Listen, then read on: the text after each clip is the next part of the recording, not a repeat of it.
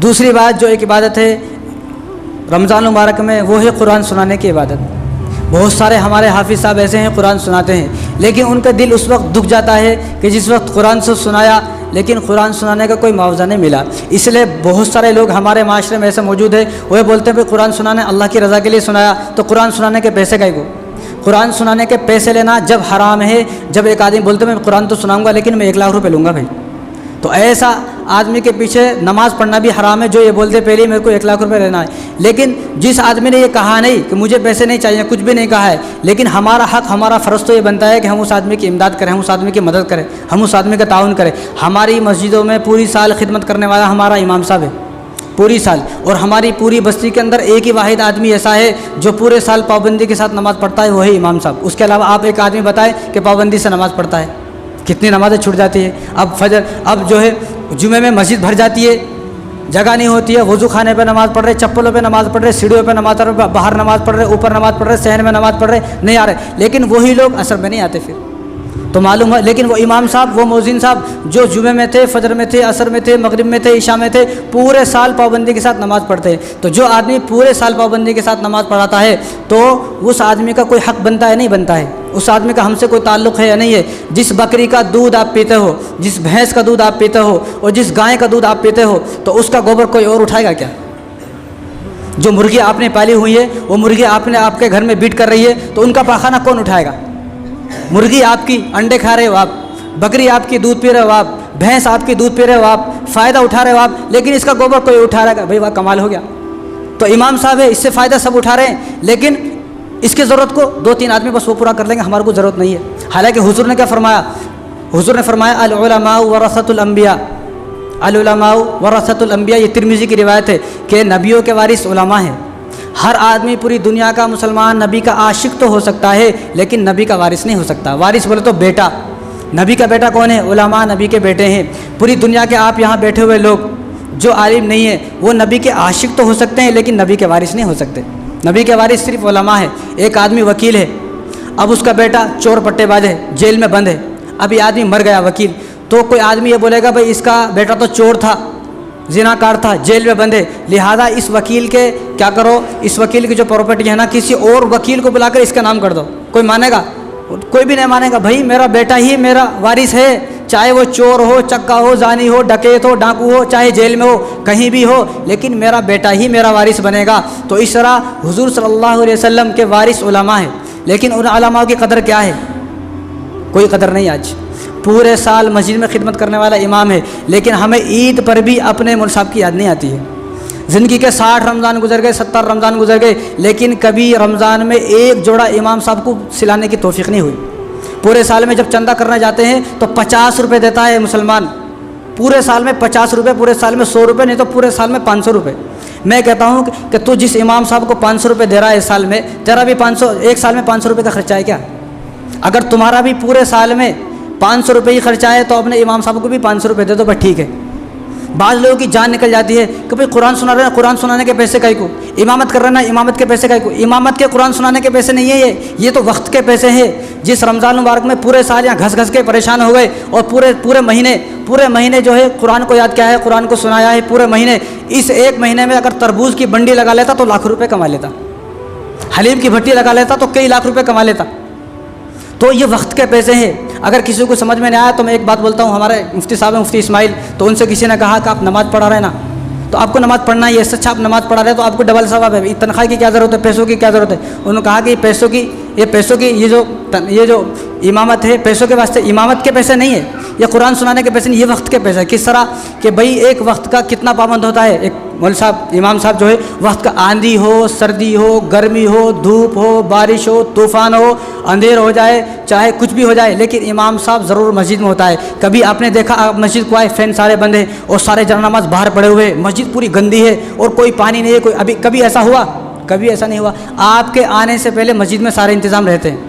कभी ऐसा नहीं हुआ कि आप आए, आपका फ़ैन बंद है, आपने फ़ैन चलाया हो, पहले ही मौज़िन साहब फ़ैन चला के रखते हैं। आपके आने से पहले ही मस्जिद की सफाई होती है, आपके आने से पहले ही जो है जानामाज़ को बिछाया जाता है। जब सब काम आपके आने से पहले ही हो रहे हैं तो फिर ये बात हमारे समझ में क्यों नहीं आती? जो इन कामों को कर रहा है, हमारा कुछ हक़ है नहीं उनके ऊपर, हमारा कुछ तो हक़ होगा ना। ज़मीर ज़िंदा है या मर गया है?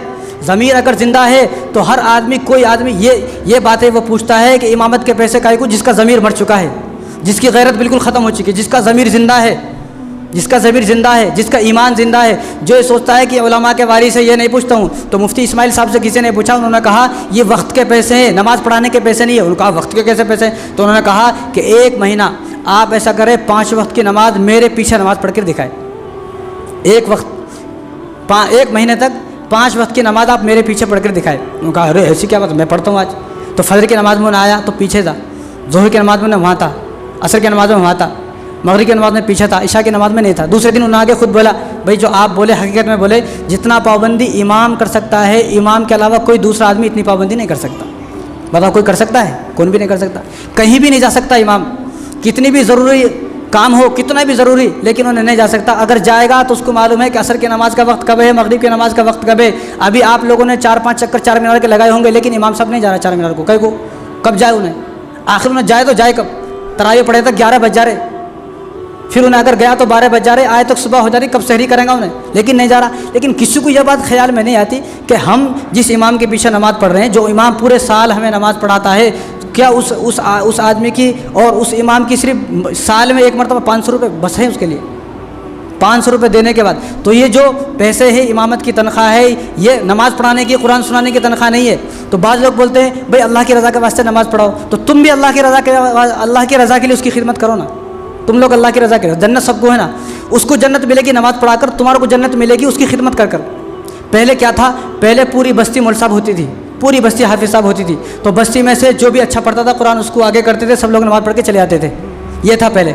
उसके बाद क्या हुआ? कारोबार बढ़ गए और इल्म थोड़ा कम होता गया। तो उसके बाद बस्ती में सरा 2-4 आदमी नमाज़ पढ़ाने वाले हैं, 2-4 आदमी जो हाफिज़ कुरान है, 2-4 आदमी मौलवी साहब है। तो बाद में ये तय हुआ, ताबीन के बाद, साहबा के बाद ताबीन के बाद तबे ताबीन, उनके बाद ये तय हुआ भाई ऐसा करो, बस्ती में से एक आदमी को नमाज़ पढ़ाने के वास्ते मुंतखब कर दो, वो हमारी ज़रूरतों को पूरा करेगा, हम उसकी ज़रूरतों को पूरा करेंगे।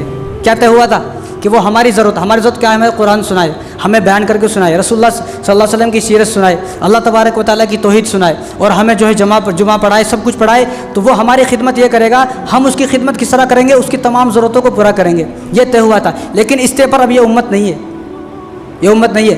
तो लोगों का ख्याल क्या है? अल्लाह की रज़ा के वास्ते पढ़ा रहे हैं ना भाई, ठीक है, ये भी अल्लाह के रज़ा के वास्ते पढ़ा रहे हैं और सवाब के वास्ते पढ़ा रहे हैं, तो ठीक है, मैंने भी कुरान पढ़ा हुआ है। और अपने घर में आप जाओगे, जब आपकी बीवी बोलेगी मेरे को भी जो है 4 मीनार जाकर शॉपिंग करना है, तो अपनी बीवी को बोल दे आज मैं सूरह बकरा लेकर आया हूँ, सूरह बकरा का सवाब तुम ले लो।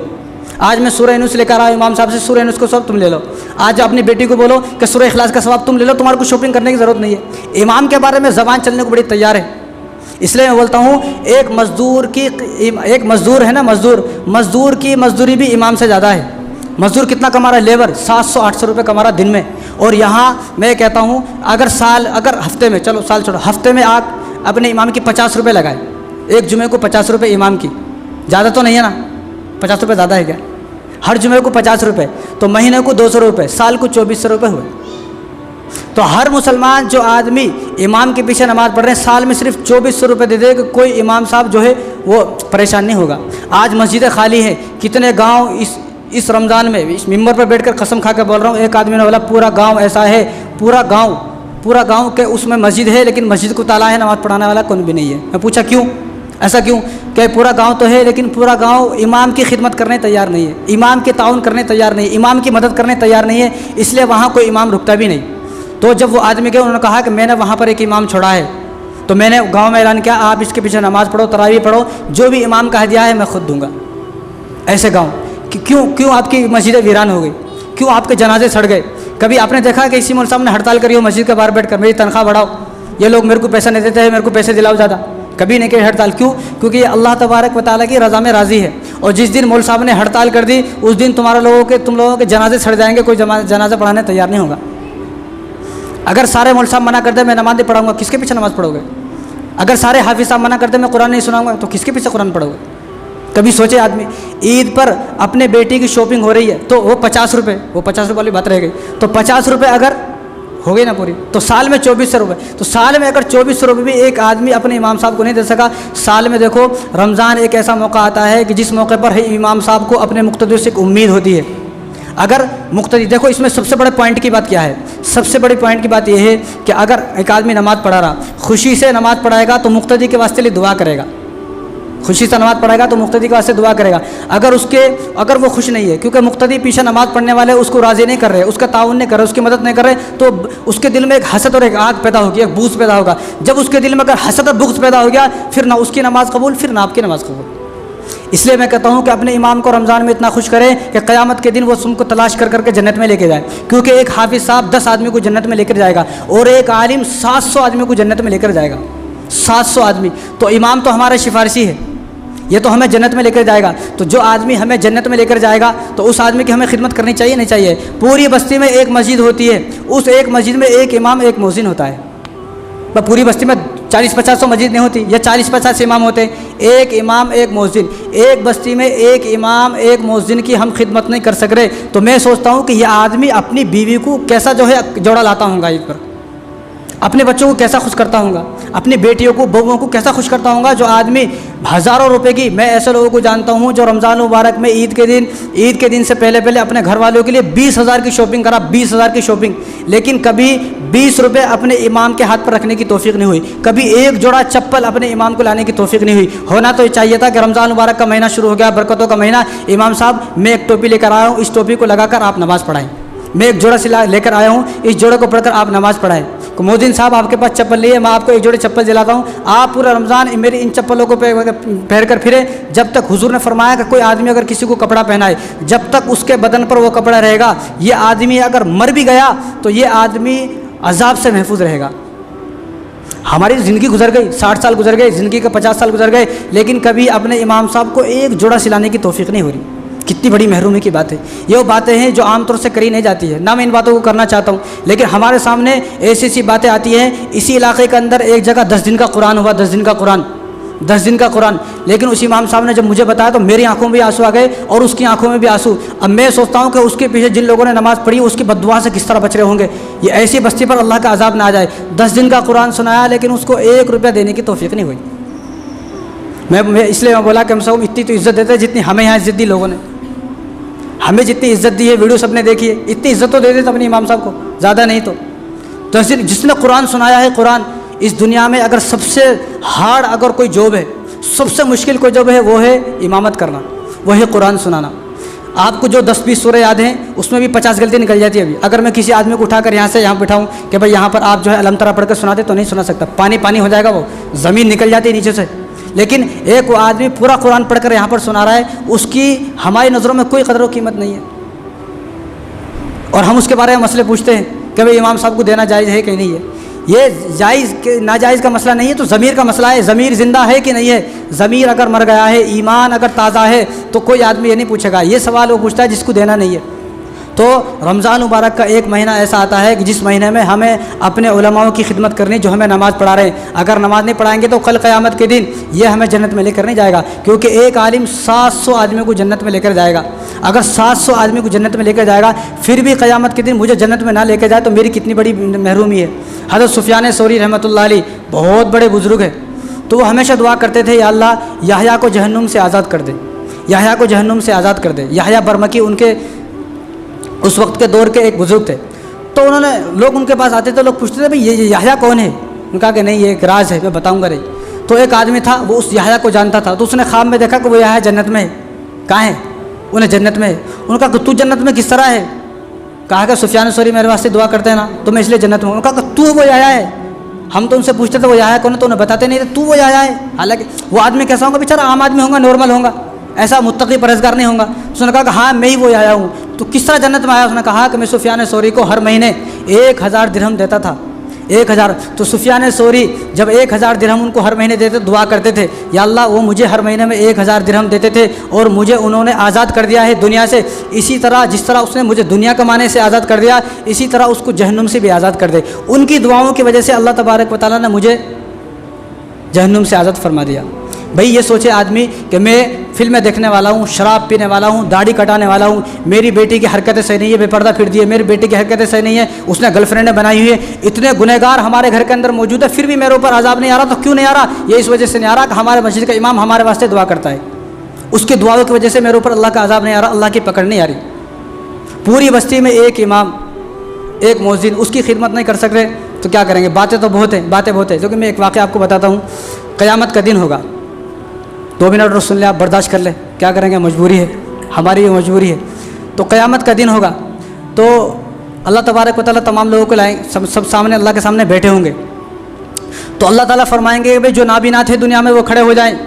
तो जितने भी दुनिया में नाबीना थे ना वो सारे खड़े हो जाएंगे, वो सारे अल्लाह के पास आएंगे। तो अल्लाह इधर से हज़रत शुएब अलैहिस्सलाम को बुलाएंगे। किसको? शुएब अलैहिस्सलाम को बुलाएंगे। तो उन नाबीना लोगों से कहेंगे इनको पहचानते हो कौन है? उनका कि हमने नहीं पहचाना कौन है। तो ये शुएब अलैहिस्सलाम है। तो ये लोग कहेंगे हाँ हाँ हमने सुना था दुनिया में शुएब अलैहिस्सलाम भी कोई नबी थे। तो ये दुनिया में नाबीना थे, आखिर में नाबीना हो गए थे। तो इन्होंने सब्र किया, लिहाजा तुम भी दुनिया में नाबीना थे, तुमने भी सब्र किया, लिहाजा तुम्हारे अमीर जो है इन्होंने और इनके साथ तुम लोग सब जो है अर्श के नीचे, मेरे अर्श के नीचे आकर बैठ जाए। अब जो उलमा होंगे वो बैठे होंगे, या अल्लाह हम तो उलमा थे, नबी के वारिस थे, नबी के बेटे थे। उलमा कौन है? नबी के वारिस है, नबी के वारिस नबी के बेटे हैं। तो उनका उलमा फरमाएंगे ये अल्लाह हम तो नबी के बेटे हैं, हमारे को इतनी इज्जत नहीं दी जा रही, इनको इज्जत दी जा रही है। हालांकि इनको बताया किसने? शुएब अलैहिस्सलाम के बारे में हमने बताया, इनको क्या मालूम था? तो जब शुएब अलैहिस्सलाम अल्लाह से फरमाएंगे अल्लाह क्या करें? तो अल्लाह उनको इशारा फरमाएंगे तुम जाओ, छोड़ो इनको बोलने दो। अल्लाह क्या फरमाएंगे? इनको जाने दो, बोलने दो, तुम आ जाओ बैठो। तो वो बैठ जाएंगे। इसी तरह यूँ बहुत सारे लोग ऐसे आएंगे कि जिनको किसी ने जिना की दावत दी होगी लेकिन वो जिना से बाज आ गए, उन्होंने अल्लाह ताला से तौबा कर ली। तो ऐसे लोग खड़े होंगे। तो ऐसे लोगों के बारे में अल्लाह तबारक व तआला यूसुफ अलैहिस्सलाम को बुलाएंगे। तो यूसुफ अलैहिस्सलाम को बुलाकर उनको फरमाएंगे आप यहाँ पर आ जाए। तो फिर उलमा बोलेंगे या अल्लाह हमारे को इतनी इज्जत नहीं है, इनको इतनी इज्जत दी जा रही है। यूसुफ अलैहिस्सलाम के बारे में बताया किसने? इस तरह बीमार होंगे, बीमार को खड़ा किया जाएगा तो बीमारों को अय्यूब अलैहिस्सलाम के हवाले किया जाएगा। फिर उलमा बोलेंगे या अल्लाह हमने अय्यूब अलैहिस्सलाम के बारे में इनको हमने बताया है, इनको क्या मालूम था? इनको तो कुछ भी मालूम नहीं था, हमने बताया है, हमारे को कोई इज्जत थी, इनको इतनी इज्जत दी जा रही है। तो अय्यूब अलैहिस्सलाम जब फरमाएंगे अल्लाह ये बोल रहे हैं तो अल्लाह फरमाएंगे कि इनको बोलने दो, तुम आ जाओ। जब सब लोग आ जाएंगे तो अल्लाह ताला उलमा को उठाएंगे, उलमा सब ठहर जाए, जो आलिम दीन है वो खड़े हो जाएंगे। तो अल्लाह ताला फरमाएंगे बहुत नाराज़ कर दिया मैंने तुम्हें। तो अब ये बताओ तुम दुनिया में क्या काम करते थे? दुनिया में तुम क्या काम करते थे? तो उलमा बताएंगे हम दुनिया में ये काम करते थे, हम लोगों को जहन्नुम से बचाते थे, हम लोगों को जहन्नुम से डराते थे और हम लोगों को वो बातें बताते थे कि जिन बातों से आदमी जहन्नुम से बच जाए। तो अल्लाह ताला तमाम उलमा फरमाएंगे तुम खड़े हो जाओ और जितने भी लोग तुम जानते हो, तमाम लोग जो जहन्नुम के मुस्तहिक हो चुके हैं, जो जहन्नुम में जाने वाले हैं, ऐसे तमाम लोगों को जहन्नुम में से तुम जो तुम्हारे को पसंद है उनको निकाल के ला लो और जन्नत में अपने साथ लेके जाओ। इसलिए मैं कहता हूँ अगर क़यामत के दिन अपने उलमा की सिफारिश चाहिए तो इस दुनिया में उलमा की आंखों को ठंडा करें, उलमा को इतना खुश करें कि वो तुम्हें दुआएं दे। भाई पूरी बस्ती में कोई आदमी ऐसा नहीं है जो तहज्जुद की नमाज़ पढ़ता हो। यहाँ एक इमाम जो मुत्तकी परहेज़गार है वो तहज्जुद की नमाज़ पढ़ता है। पूरी बस्ती में कोई आदमी ऐसा नहीं है जो 5 वक्त का नमाजी बिल्कुल पाबंदी से आता हो, लेकिन सिर्फ एक इंसान ऐसा है पूरी बस्ती में, इमाम, और उसी का हमने दिल दुखाया है। अगर इमाम का दिल हमसे दुख गया, पूरे साल में एक रमज़ान ऐसा मौका आता है जो इमाम को और आलिमों को एक उम्मीद होती है कि हमें मदद करेंगे, लेकिन रमज़ान में भी उसकी तरफ कोई देखने तैयार नहीं है। 4 मीनार को जाकर 20,000 की शॉपिंग करके पूरे घर के वास्ते लाया, लेकिन अपने इमाम की याद नहीं आई। घर में शादी है, शादी में 20 लाख रुपये लगाया, लेकिन अपने इमाम को एक जोड़ा तक नहीं दिलाया। कितनी बड़ी महरूमी की बात है कि तो हम इन बातों पर गौर करें। ये वो बातें हैं जो हमारे इस माशरे की कमी है, अल्लाह करे ये कमी हमारी पूरी हो जाए।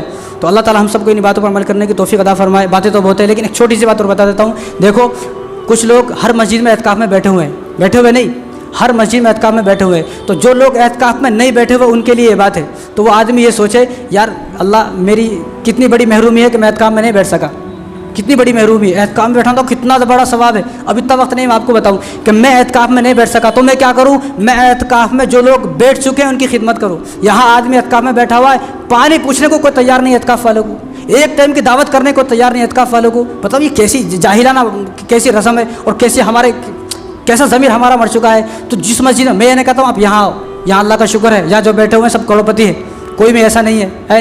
तो जो मस्जिद जहाँ पर ही आपको पसंद आए वहाँ पर पूछे कि एतकाफ़ में कितने लोग बैठे हुए, तो उनको जाकर एक टाइम का खाना दे, उनको सहरी का खाना दे, उनको कुछ दे ताकि कुछ सवाब हमें भी हासिल हो और अल्लाह तबारक व तआला के सामने शर्मिंदा हो, या अल्लाह मैं इस काबिल नहीं बनाया आपने कि मैं भी एतकाफ़ में बैठता, कितना बड़ा सवाब। लिहाजा जो लोग एतकाफ़ में बैठे हुए मैं उनकी खिदमत करूँगा, फिर आपको वो सवाब भी मिल जाएगा।